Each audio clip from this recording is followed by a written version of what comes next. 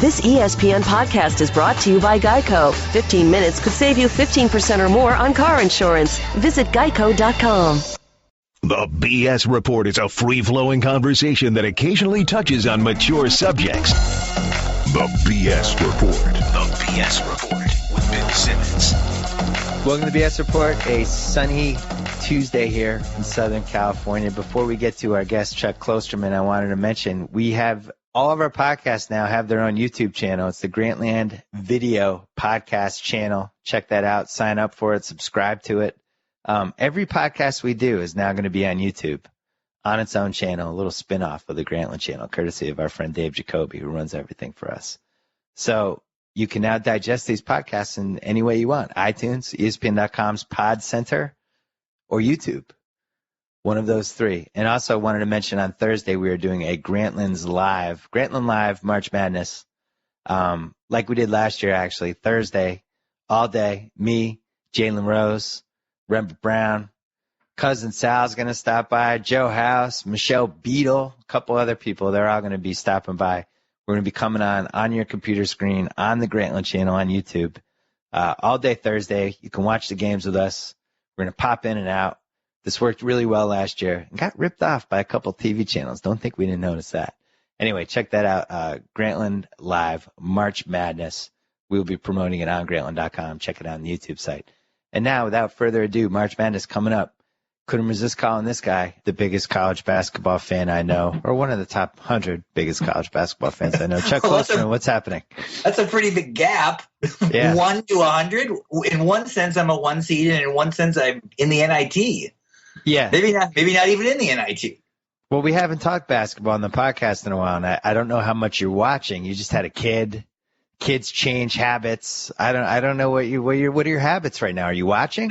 Yeah, I'm able to usually watch the later games, like the games that are the late NBA games or any of the West Coast college games that are on. I watch a little bit on the weekend afternoons. The ones I seem to miss now are like the prime time 7 and 8 o'clock games. But I watched a lot of the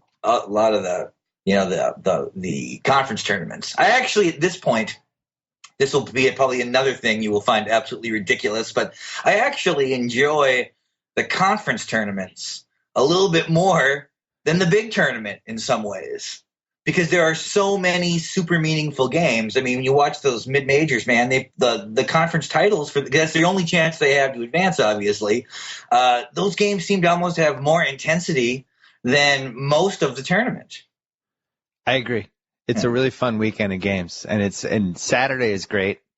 Friday can be potentially good, and then the Sunday morning we were watching. We did the NBA show this Sunday, and there was a bunch of games going on as we were doing the show, and it's a really fun day. And there's pressure, but it's not an overwhelming amount of pressure. But you're also trying to scout the teams for March Madness. I think everybody came away from the weekend with the same idea that Michigan State was going to be their pick. Oh, I like this Michigan, great coach, good backcourt, they can rebound. And then it seems like by Monday, it seems like kind of everyone landed there. And usually that's not how it works with March Madness. If everyone lands on a team, that team usually doesn't win. Well, I'm curious, what do you think of the situation with Wichita State now and sort of the bracket they are in and the scenario they will probably face?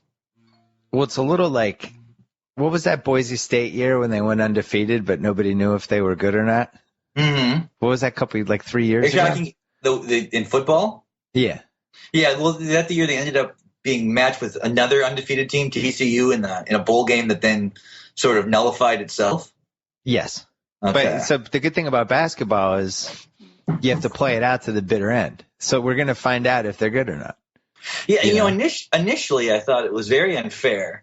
Then I thought it over, and it's like if they were given a really, plausible path where maybe there was only one great team they had to face, and that team got upset early, then there'd be the risk of them going to the Final Four and people still questioning whether or not they deserve to be a number one seed. Now, at least, if they get to the Final Four, there's really going to be no question over their talent. Like, they will have to have had to, unless a bunch of bizarre things happen. I think Kansas State's probably going to beat Kentucky, so I don't think they're going to have to play Kentucky.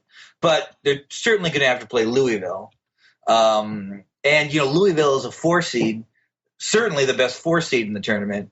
I thought that was but then so it seemed like they got a bad seed too, and yet when you think about it, they actually they have to face what some would argue would be the weakest 1 seed. So I think it actually turned out good the way it was set up. There's a Louisville. What is that? Round 3. There's Louisville, Kentucky potential. Well, I mean, or round 4. You're saying if Kentucky beats Kansas State and then beats Wichita State? Yeah, and then Louisville wins too. Then they beat. Yeah, because they're a 1-4 matchup, so that would be the Sweet 16, right? Yes. For some reason, there's always one inordinately fun bracket, and that what is it? The Midwest. That's the fun bracket. It's just got all these teams with different question marks and weird things going on, and Michigan's in there. Michigan to me seems like the classic overachiever that could lose in any round.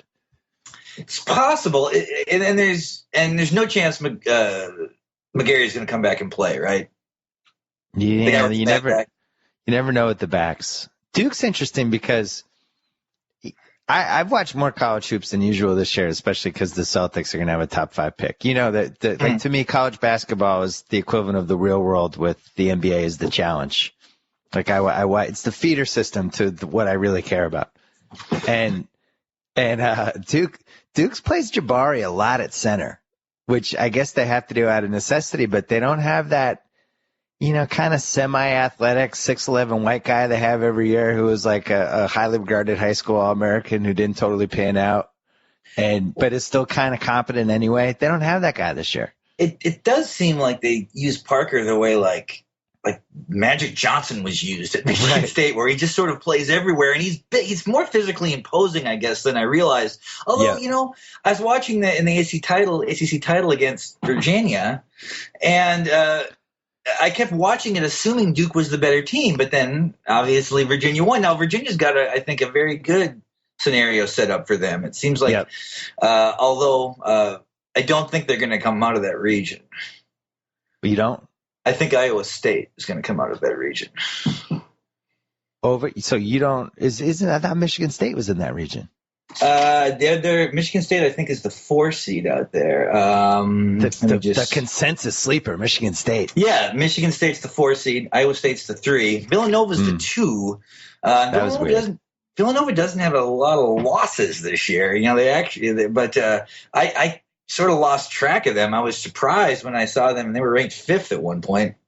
I was like, maybe they're really good, but when I watch them, they don't blow me away. I mean, I'm not using any kind of advanced metrics. I'm still doing it like the 70s way.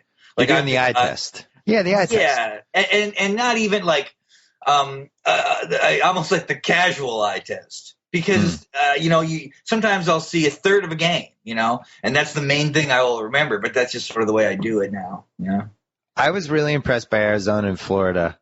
I like the fact that like those two seem like the 2 most complete teams to me. I'm not making a great statement there because they're both 1 seeds, but they just to me seem like the most complete teams, which usually that translates to success. Jabari is interesting to me because I thought he showed up for the season out of shape because he was hurt. He seemed doughy to me. And as the season went along, his body started to look a little more like an NBA body. I do feel like even as recently as a month ago, like Embiid seemed like he was the number 1 pick, and Jabari and Wiggins were kind of right below him. And now what Wiggins has done without Embiid in some of these games, and then what you watch from Jabari, and you think like, what's that guy going to look like in 5 years? What's his body going to look like? How sculpted is it going to be? Is he going to be like this guy who has Rudy Gay's body with Carmelo's offensive game? I think those are clearly the best 2 freshmen. And Wiggins really can do everything. Well, I don't know if he can put it all together, but like he has a low post game. He can shoot threes. He plays defense. He rebounds. Like there's really not anything he doesn't do, It is like when Embiid went away, he did start really scoring, and it's strange because it wasn't like Embiid was scoring so much. But as soon as he disappeared, maybe it's just because the offense is running through him now. Like he played really well in the Big 12 tournament. No, but they played slower. They played slower with Embiid. I think he's a guy that just needs to go. When you think about like what kind of pro team he would go to, that would be really fun. I think it would be a team that plays like Phoenix does. You know, like Phoenix can't get him because they're not going to have a high enough pick. But one of those teams that just plays up and down, and he's used like Gerald Green is used for Phoenix, I think he'd be great. You're talking about Wiggins here. Wiggins. Yeah. Well, because Embiid's not a ponderous player, though. He's not slow. But remember the last their style didn't lend itself to Wiggins, is my point, I guess. Well, it's interesting to see. Yeah, I mean, so how far do you think they go with just Wiggins? Well, then you have the Bill Self factor too, right? Okay. I feel like there's a few teams in the tournament that I could see losing in the second round, or I could see making the Final Four, like these just wild swing teams. And I think that's one of the teams.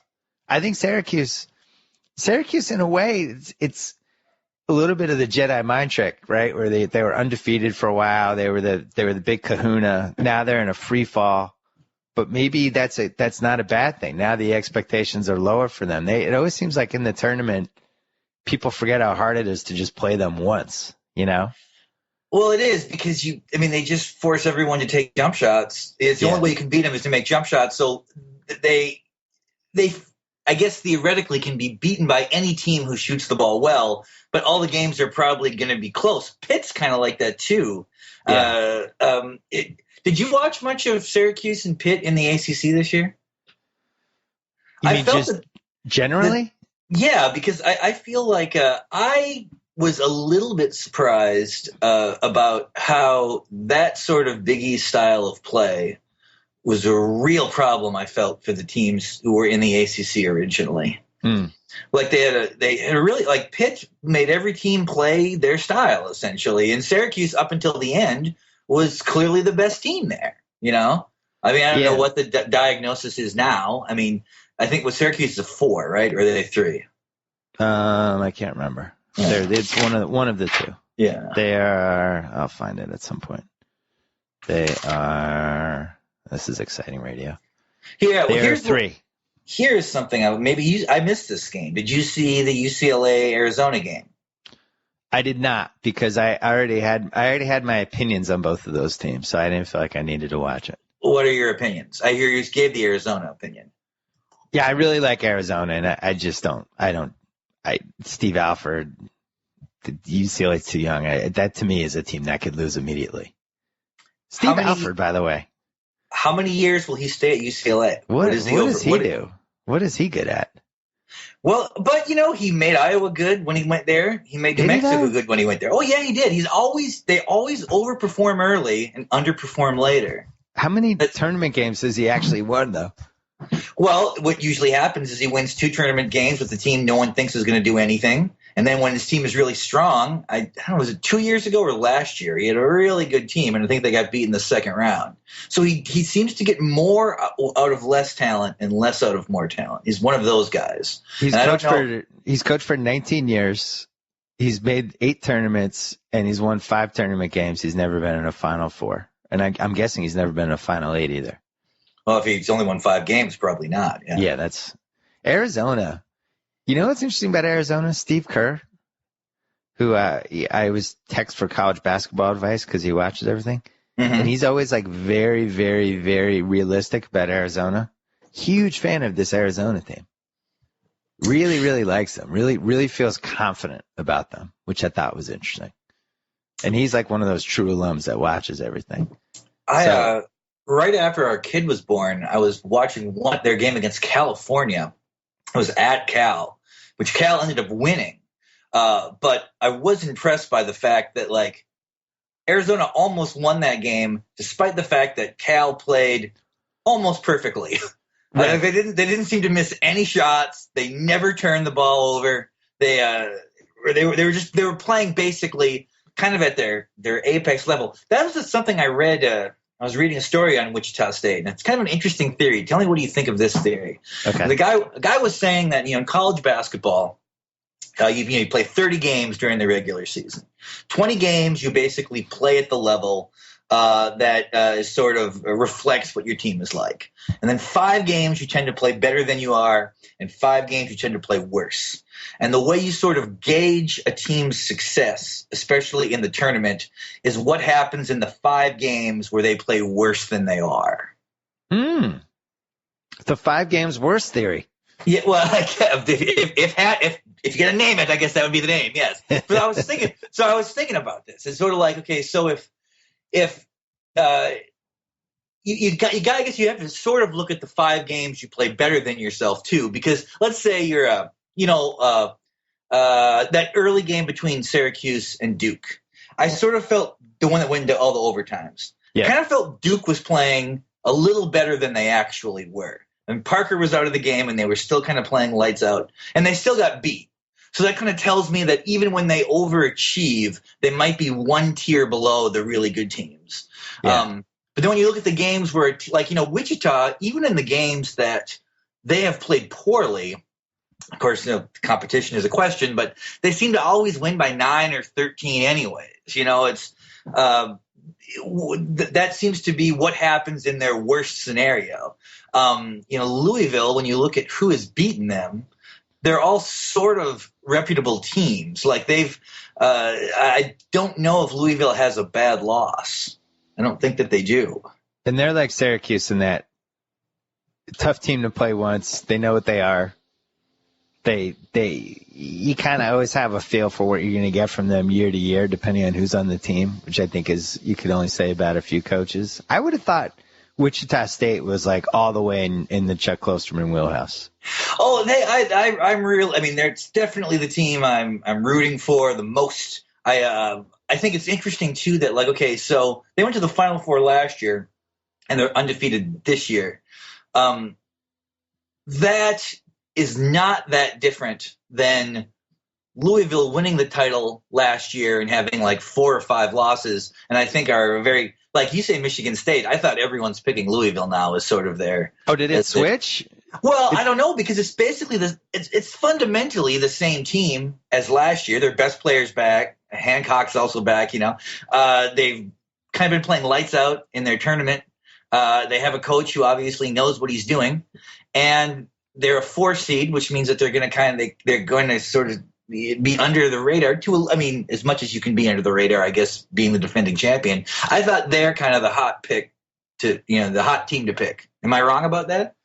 Maybe that's a late thing. It's because it seemed initially it was Michigan State, but you might be right. It might have shifted to Louisville. Usually there's a rabbit hot pick, and then there's the hot pick that actually wins. Before all the seeding happened, and even after the seeding happened, I guess I had this sort of vision that Wichita State was going to get to the title game and lose in heartbreaking fashion to Florida. But then when I saw the actual bracket, I was like, that's a hard sort of scenario to imagine, because they would have beaten so many good teams along the way. I don't know if they'd necessarily lose to Florida if they got that far. And then 2 years later, their coach will get hired by the Celtics? Yeah. What's their coach's name? Do we know? Oh, he's got the glasses and the receding hairline. I'm blanking out. Pretty impressive to make Wichita State a national college basketball power. So Phil Jackson? Mm-hmm. Did you have thoughts on this? Well, it's a good hire, isn't it? I mean, I don't see what are there people out there saying that it was a bad move by the Knicks? I don't know how much you can what the impact's really going to be. I guess this is something you would be able to answer. Is the assumption he is they're going to push Woodson out? Woodson, I guess, might end up coaching Indiana now, though that was the rumor I heard last week, that they're going to get rid of Crane and move him in. But is the assumption that Jackson will then hire a coach to run the triangle? I certainly think that he's going to want to. When I did that interview with him for Grantland 2 years ago, he basically still seemed to be arguing it's like teams are idiotic for not using the triangle. So I have to assume that he's going to want to implement this, right? Yeah, my theory is I think he wants to hire Steve Kerr because they're tight, and I think he's going to want to have a coach that he has a great relationship because he understands how important that is. And Steve Kerr's already been on the record as saying he wants to coach. And he will run the triangle. I've not talked to him about this because it's awkward, because he's not going to give me inside information on this anyway because it's his career. He's not going to talk about jobs that have other coaches in them. He's a good guy. But if I'm Steve Kerr, I'm looking at the landscape. There could be a lot of good jobs open this summer, right? What if Houston loses in round 1? What do they do with McHale? They probably fire him.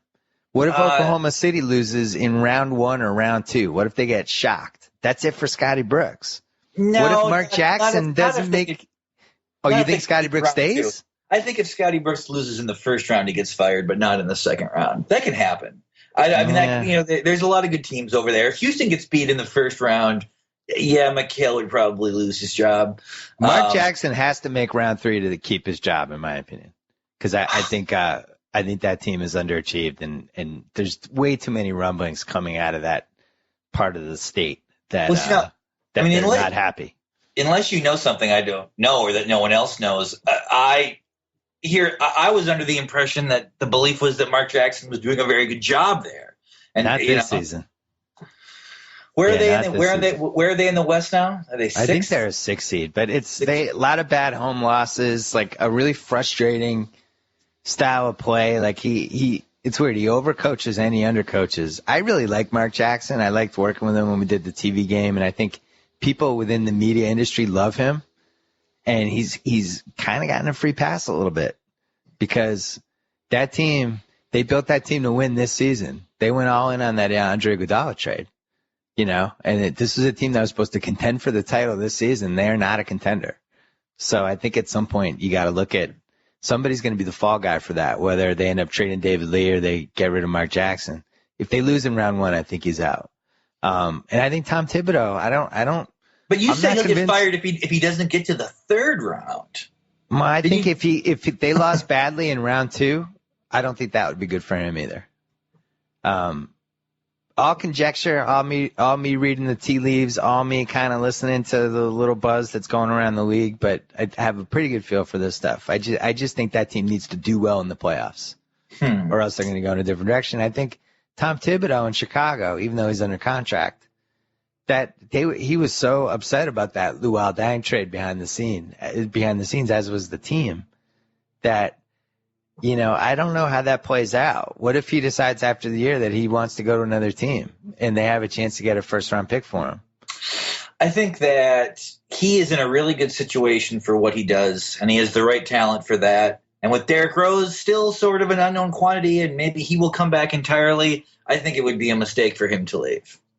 I really think that he has the kind of guys who do. I mean, I know he didn't want that trade to happen. I wouldn't have wanted that trade to happen either if I was him. But doesn't that seem like the ideal setup for him in the way he coaches? Do you disagree with that? If ESPN traded Bill Barnwell to freaking Sports Illustrated and I got nothing in the trade, and they were just like, "We're doing this. You don't have a say in it," I would have to rethink everything, right?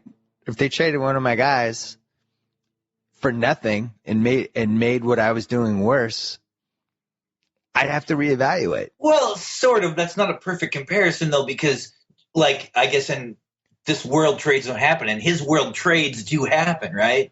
I mean, but they traded Luol Deng for nothing. Didn't get anything for him. They got a future heavily protected pick next season, basically. And he was the second best player on the team. And now they have a chance to get a 3 seed.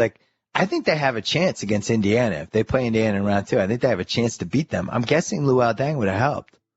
Well, it's got to be frustrating for him. What is the gap between the Heat and the Pacers right now? The Pacers have a couple weird things going on. I mean, because the Pacers were really struggling, but whatever team gets the 1 seed there will not have to play Chicago in the round before that is going to have such a huge advantage. I mean, I don't think it's been a while since I've thought that it's not even the home court that's the difference. It's just avoiding Chicago in the penultimate round. Right, because it's going to be a slugfest. They're going to work for everything. It's going to go 6 or 7 games at least. Yeah. They're going to win a couple games where they just work so hard.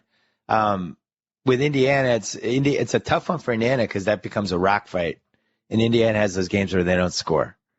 And Chicago thrives on those games when the other team doesn't score. So that's going 6 or 7.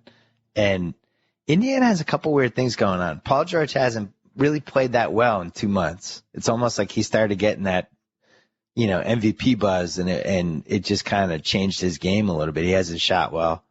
Roy Hibbert, his offense went in the toilet. Defensively, they haven't been quite as good. And then, the big X factor for me, we wanted to talk about this on Sunday's TV show, and we weren't able to, but Lance Stevenson. So he starts getting a lot of positive attention.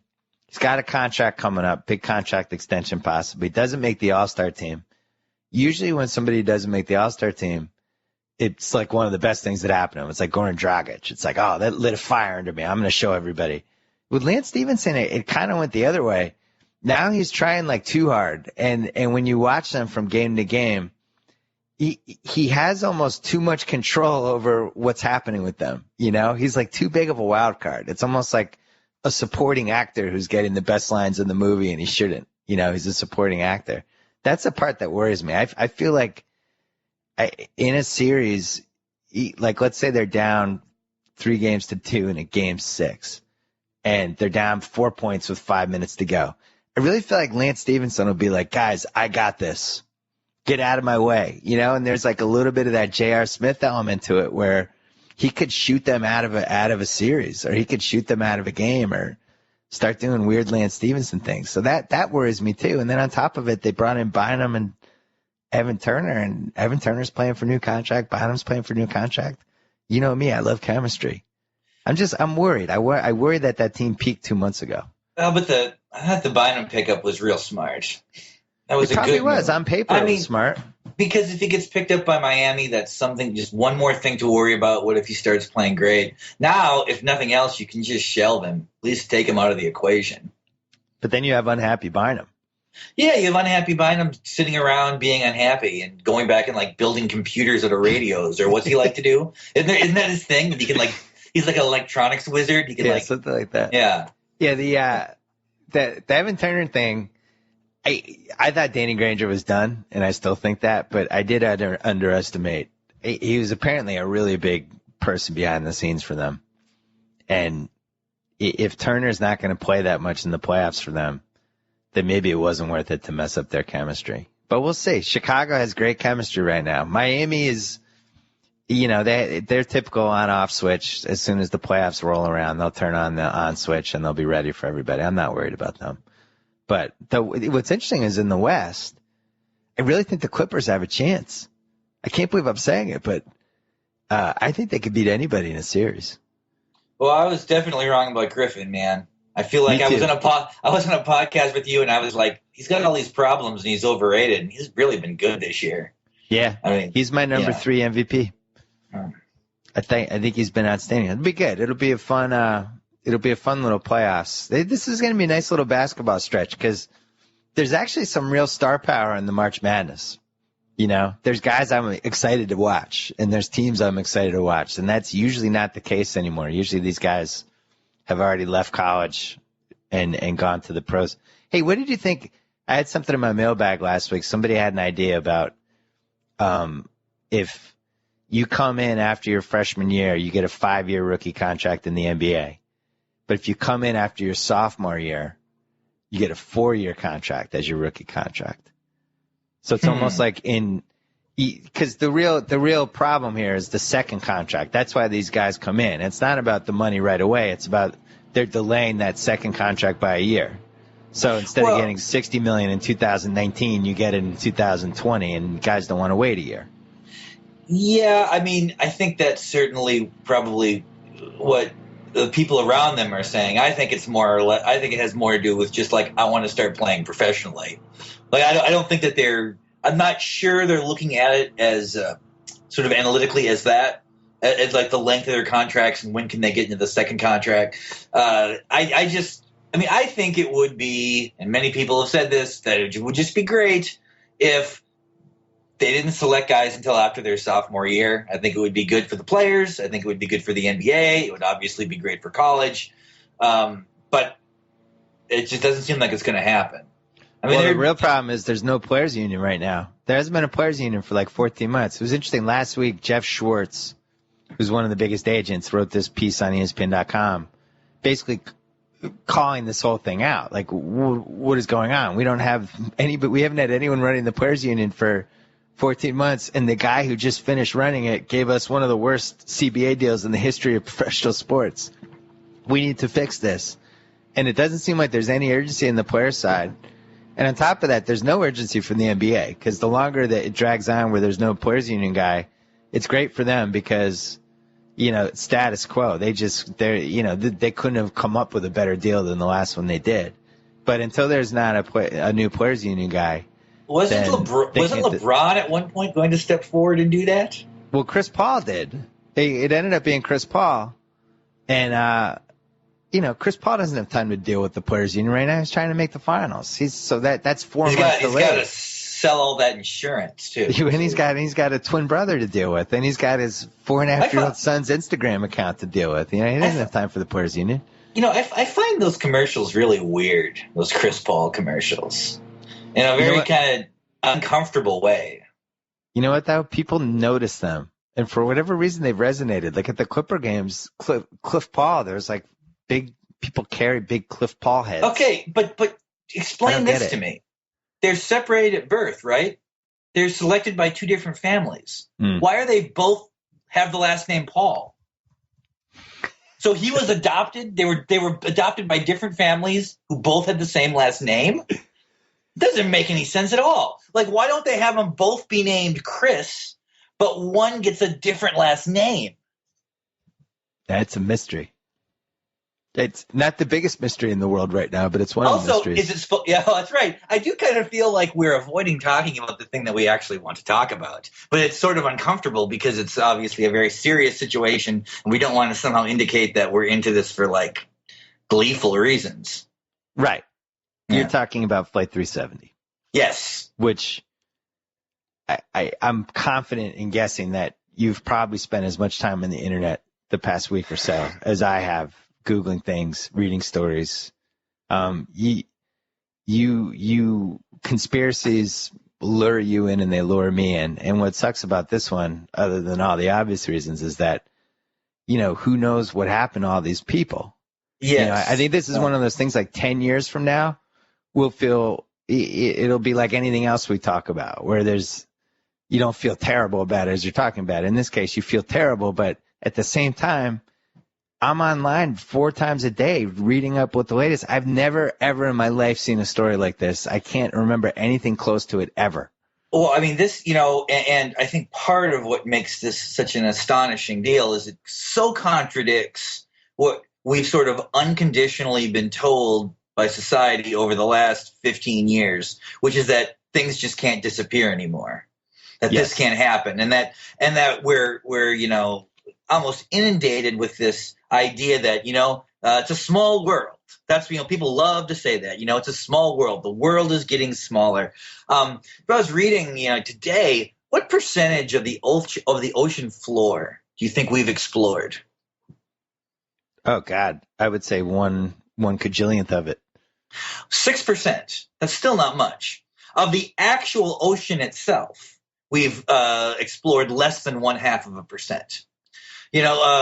It doesn't seem like that could happen anymore. It seems like we almost sort of have this idea that every square foot of the planet is under some level of observation, either by the military or whatever the case may be. And that clearly is not the case. What is interesting, though, you probably have heard this too, as the days went on, the theories became sort of more and more conspiratorial and complicated, and the idea of this plane following another plane under the radar and all that stuff. Well, this new theory came out today, this Chris Goodfellow theory. Have you heard this? I read it yesterday. Listen, there's not you cannot come up with a theory that I haven't read online. Just so you know, but keep going. Well, okay. Well, what is interesting is here that does this not seem like the most uncomplicated of the theories that have been sort of pushed forward? So this theory was that there's a fire in the plane. The pilot recognizes that, turns off a bunch of different things to try to contain the fire, and then does a quick 90-degree turn to try to get to the nearest airport. And then something happens, and the plane just flies straight ahead. Everybody's already passed away in the plane, and the plane flies straight ahead for the next 6 hours until it crashes. Yeah, I mean, this Chris Goodfellow guy, he's an old pilot. So This is kind of like the old pilot theory. He's like, one thing that they always taught us is that when things go wrong, first thing you do is you always keep track of what is the nearest place you can land. And that's true. So That's Palau, I guess, where, maybe probably the same airport the survivor people fly into. He's like, there's this airport in Palau. It's like 13,000 feet with no obstacles, and you can land at night. So he turns left to go to that.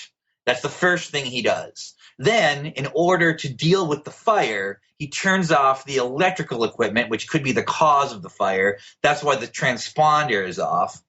And then smoke basically overtakes the pilot. And the plane's now on autopilot, so it just flies in this direction, kind of until it hits the water. Interestingly, when I was in college at our newspaper, the guy who was the production manager, he's now a pilot for Continental. So whenever there's any kind of flight issue, I email him and ask him about what his theories are on this, and even he is like, though, like, I have no idea here. It's like very weird. He said there's not one distress signal. There doesn't seem to be any kind of until this last idea came up. Every idea seemed to involve at least three things that were absolutely impossible, right? Well, though, I like the Goodfellow theory a lot.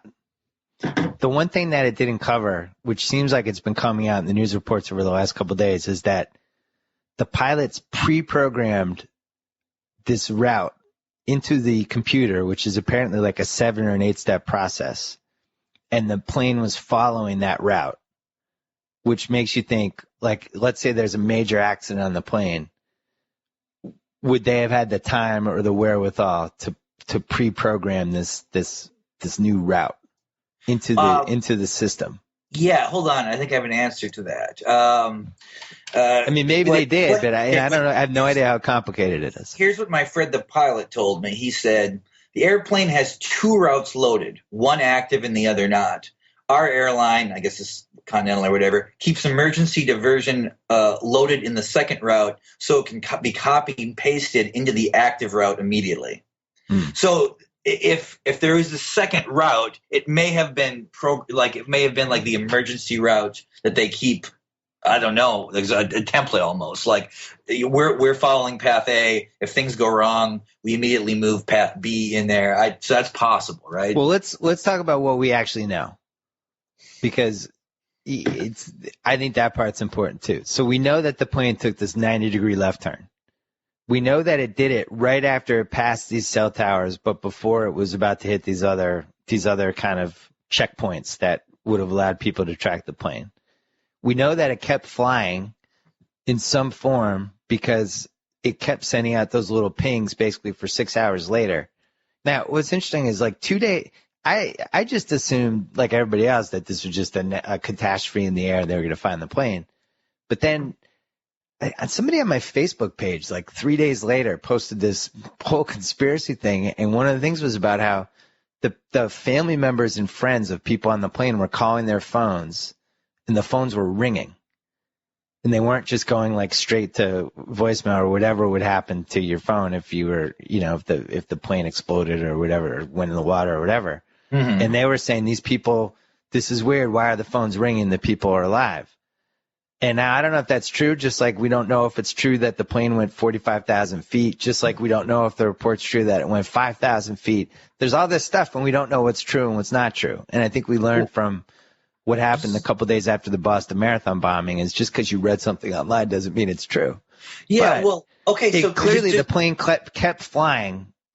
I would say we can at least surmise that. That flew for how many hours, do you think? Is it 8 hours or 7 hours? Yeah, at least 5 or 6. And now, if you're going to say these guys were really, like, either the pilots themselves hijacked the plane or somebody on the plane hijacked it or whatever, and this was like a really carefully thought out evil plan, I find it hard to believe they would have flown for 6 hours and then just crashed it into the ocean. Well, I mean? Not just that. I mean, if it was a hijacking, no one has taken responsibility for this. Usually when something happens, if a bridge is blown up or something, organizations will take credit for it even if they weren't involved. Like, right. No one seems to be saying that they have any involvement with this, not even some totally fringe sort of like fourth tier, organization who would trying to make a name for themselves by taking. No one has done that.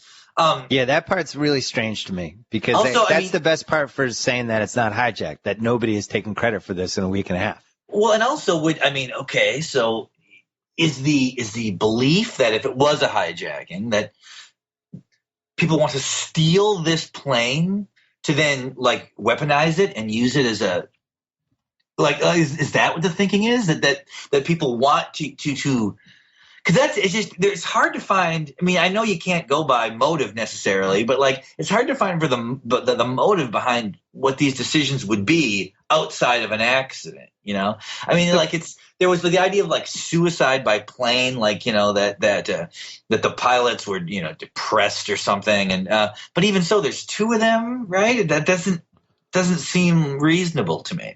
Well, and then didn't somebody say that the pilots didn't know they were flying together? Which I thought was interesting.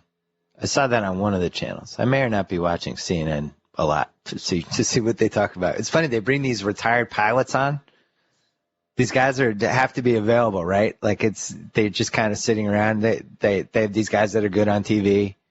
They can come on and they're just kind of in the fire extinguisher case waiting for the next whatever time they can come out and talk about this stuff. But when you talk about like motives and stuff, I think the part that's really interesting is just how secretive everybody's been about the radar.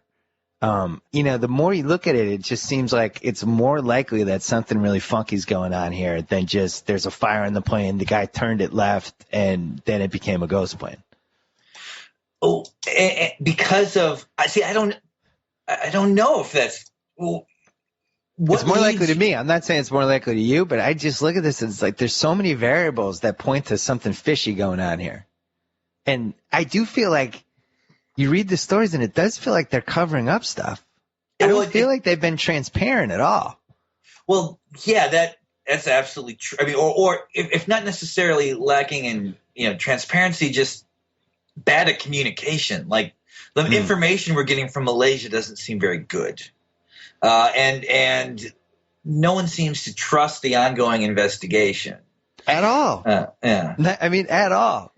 I don't know. There's just a lot of different variables. But going back to the initial thing you said, which I think is the most fascinating thing about this for me, is just that a plane can disappear in 2014, and that my car can have low jack, and I know where my car is at any time, but we don't know where a 777 is, and there's nothing we could put on a plane to chase it down. There's nothing, there's no satellite that can keep track of where everything's flying. I really thought, we could go on Google Earth and look at anybody's house, but we can't figure out where a plane is. That's the part that I'm startled by. It's like the world is big. I mean, it's just really, apparently, yeah. The world is bigger than we have been sort of conditioned to believe. I think now in the not so distant past, the idea of knowing where a plane was at any given time would have seemed impossible to a guy in the 50s or whatever, Now, in a short amount of time, it's like, well, we must know. Of course we must know,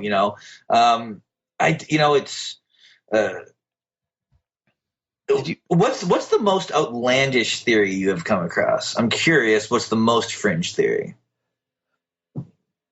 It's really hard for me to believe when they were talking about how the plane was flying at 5,000 feet to evade radar. That's when it got really wonky for me. And it's in the mountains, and it's like just to be in a plane that's that size, that low to the ground, like going up and down, trying to avoid mountains.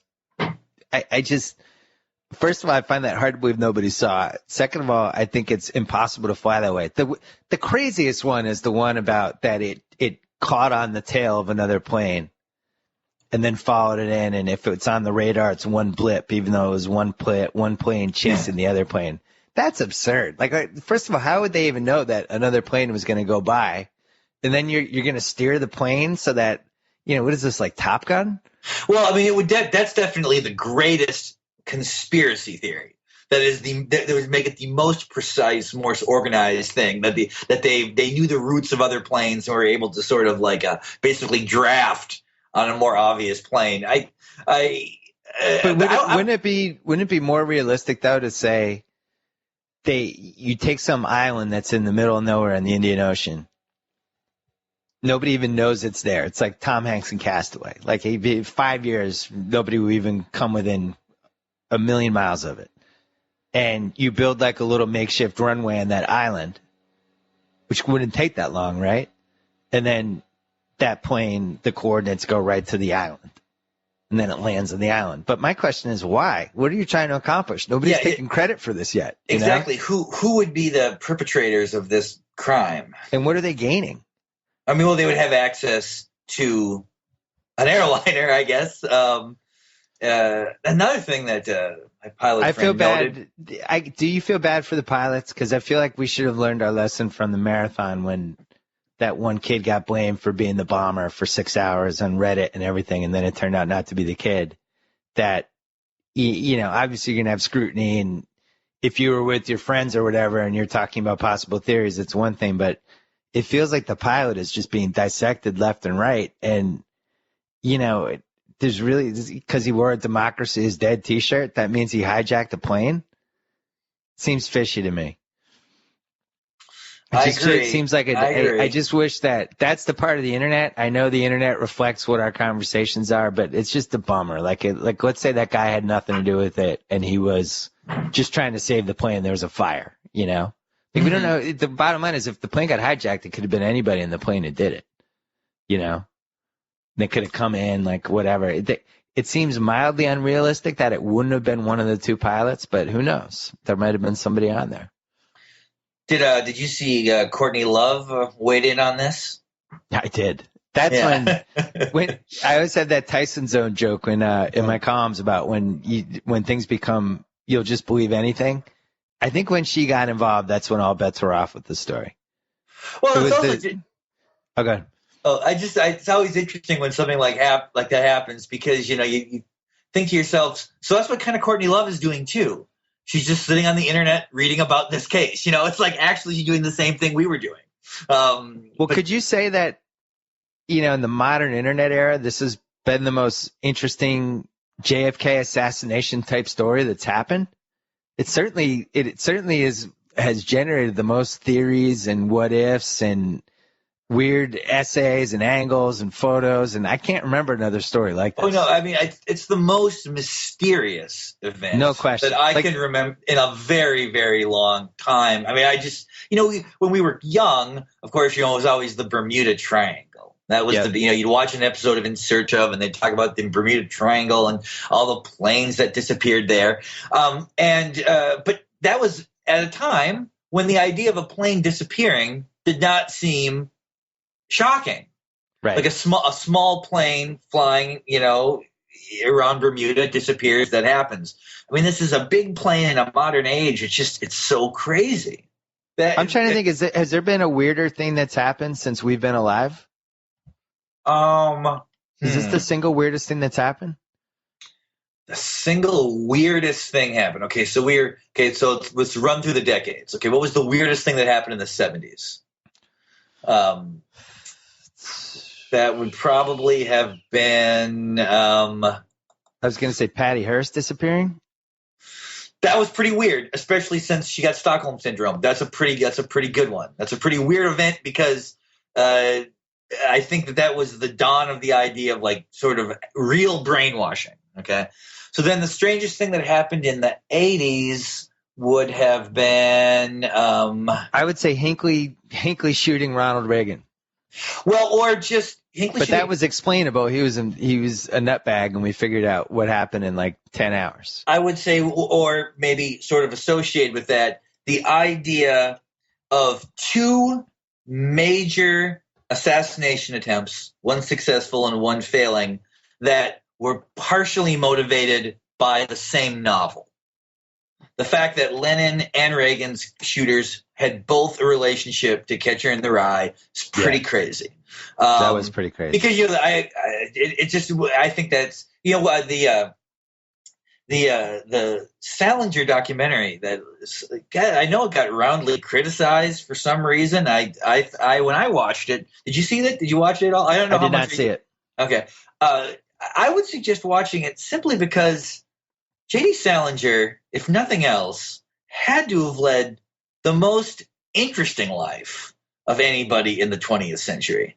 I mean, the things that happened to him are so weird, all the way down to like he's dating a girl when he's like 19 and they break up and like she marries Orson Welles or gets together these strange things keep happening to him. And I think, like if let's say someone committed a murder and they blamed reading the book of basketball. Okay. You would you would think that's crazy, right? You'd be like, people are crazy. The world is crazy. But what if two people did that?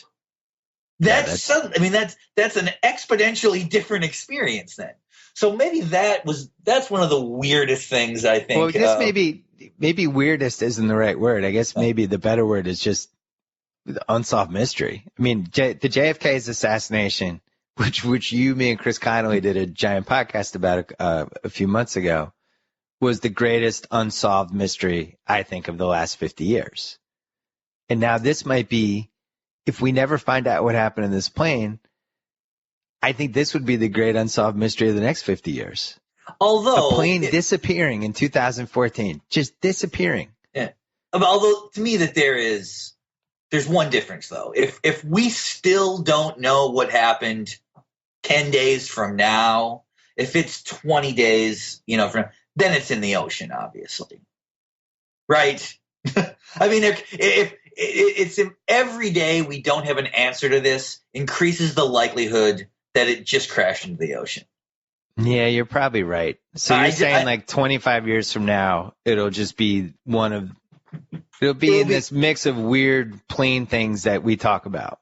Yeah, it'll be like a plane that disappeared and was never found. But I would say every moment that we don't find out where it is increases the likelihood that it was just like a tragic accident. Whereas, I feel so bad for the friends and family members. Obviously, like you're going to feel bad for them anyway, but I just can't imagine anything worse than just sitting there and not knowing, just day after day after day, just having no idea what happened. And not just that, but, it's one thing if, someone and they disappear and you feel terrible about it. This story stays in the news, is being talked about constantly, and yet the actual victims are never mentioned. Right. Like it's because the event itself is so insane that the actual people involved with it are just totally lost. If your wife just disappeared, it would be a terrible thing, and people would mourn with you, and that But if she disappeared with like 200 other people in this mysterious way, the way it's almost like her personal loss or your personal loss would become an afterthought to this bizarre event. And the other thing that's very strange about this whole thing is we've had a hit TV show and a hit movie based on this premise, basically.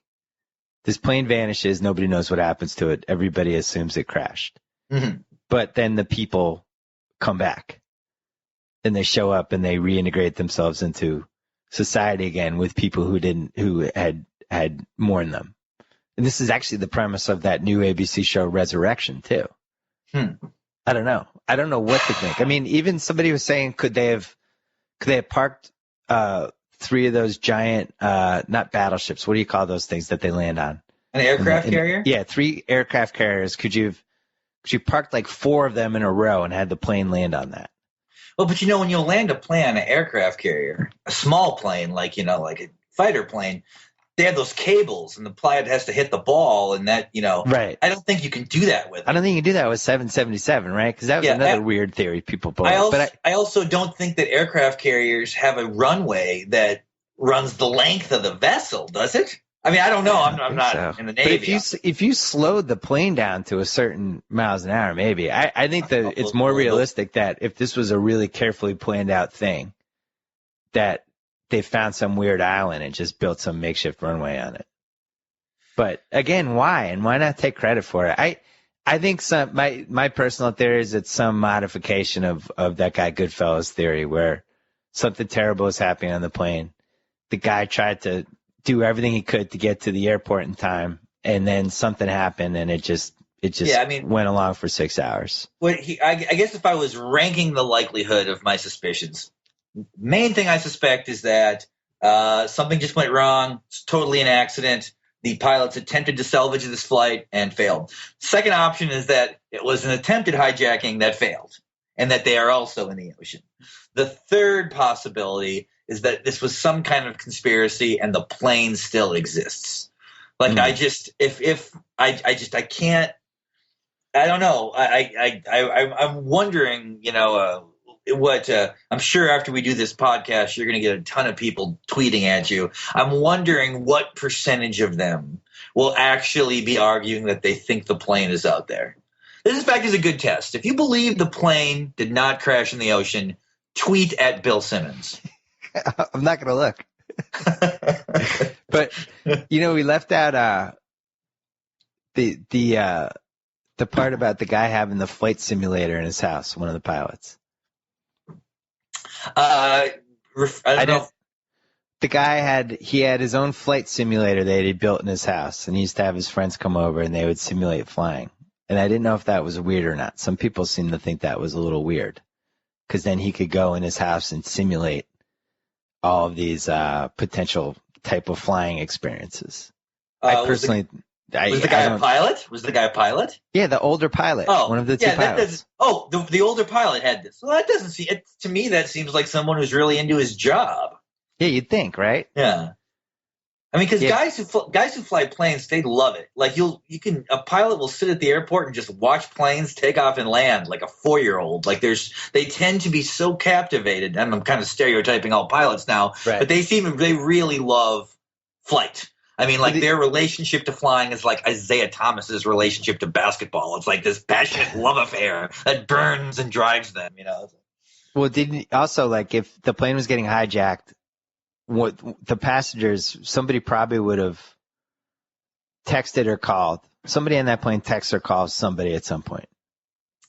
There's always questions about how good texting really does work on flight. I mean, obviously, like 9/11, that didn't work, but those planes were flying low. I'm not sure what and at one point the plane got up like to an altitude that the cabin would have become depressurized, right? Yeah. Well, that's what they claimed. But now they're backing off that. I don't know what to believe. I don't know if it flew 45,000 feet. I don't know if it flew 5. It seems like the information is changing constantly. I'm sure it's changed since we started doing this podcast. But it's certainly the weirdest. Since I've known you, how long have I known you? 13 years? This is the weirdest. Yeah. This is the single weirdest thing that happened. Yes. And I can't ever remember not even being able to figure out any sort of conceivable explanation that made sense. Although I feel like you've talked through a few that make partial sense. I wouldn't really bet on them though.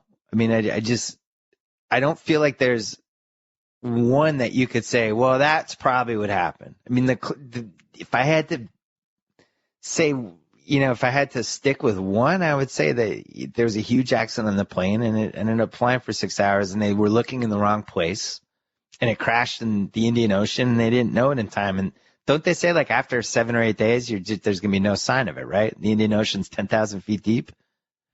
Well, yeah. I mean, if it goes to the bottom, of course. Well, how are you going? That's it.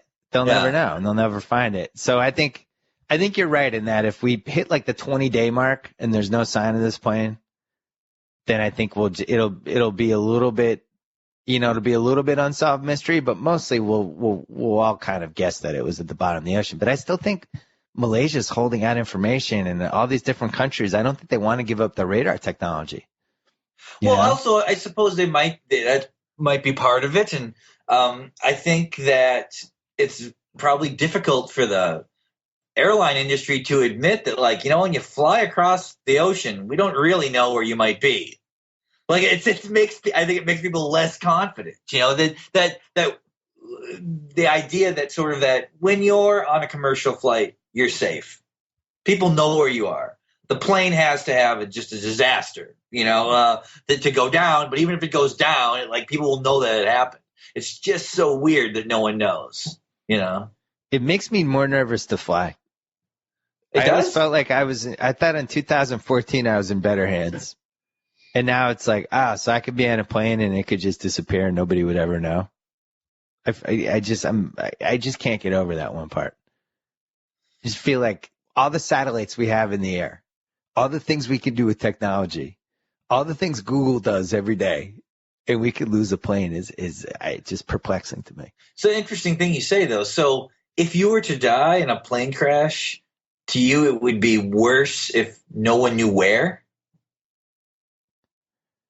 I think it would be worse for your family and your friends not to even know what happened to you, not to even be able to properly, That is true. It's like when people, when people have a member of their family go missing or something, they always, the person is gone for years. The assumption is that they are dead, but they always want to know for certain. To have that, I don't know how real a thing the idea of closure is, but I guess it must be important to people who are missing someone. Think about how many, as we talked about a little earlier, how many Hollywood plots are based on that premise. Think of how many come back to life type of premises there are. Like, obviously it's everybody's darkest fear because people keep tapping into it.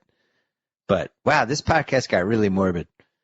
I guess so. But on the other hand, it's something I just knew instinctively that you were Googling this story as much as I was. And I think it's the biggest mystery of anything that's happened since I've known you. And I'm really hard pressed to come up with anything stranger and more mysterious ever. Yeah. Before we wanted to go, I wanted to mention our sponsor, Stamps.com, longtime sponsor of the BS Report. Why go to the post office? Just turn your own home into a personal post office. And if you go to Stamps, go to the top of the site, click on the little microphone, type in BS, and you get a deal off a whole bunch of stuff, including postage. You get a free scale, free digital scale, a whole bunch of different things. And more importantly, you never have to go to the post office again. Stamps.com. Check it out. And check it out Thursday, Grantland Live, March Madness. I also have an NBA mailbag coming tomorrow on Grantland.com. Look for that, too. Until then, take care. Target to sign off. Whoa!